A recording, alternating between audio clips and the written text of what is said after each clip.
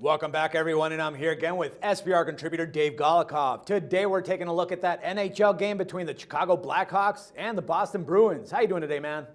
Pretty good. All righty, so let's start talking about them Blackhawks. Now, it seems like they've actually started to find the right formula on offense, as earlier this year, they were still trying to figure out what did and what didn't work. But what else can you tell us about Chicago coming into this matchup against Boston, man?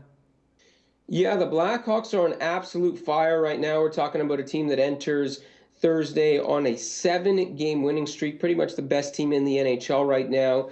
Struggled early on, but Joel Quenneville has found the right combinations on offense, and everything is clicking for them right now.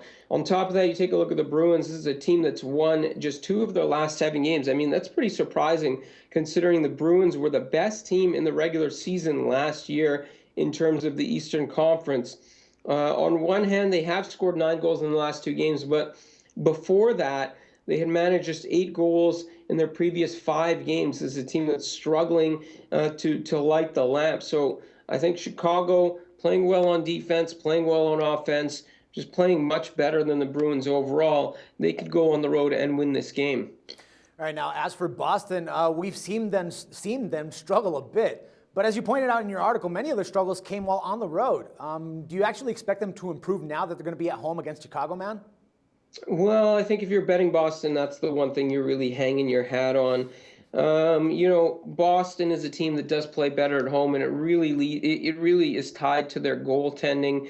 They allow much fewer goals per game at home than they do when they're away. And really, that's what you're hanging your hat on. Boston, you take a look at the records, too. They're 9-5-1 at home, 6-7 on the road. So really, if you're betting Boston here, you're probably liking the fact that they're a home dog and the fact that their home and away splits really favor them cashing in at home versus on the road. That's really what you're betting on here. All right, so what are you going to recommend here? Should we actually be looking at a total play in this case?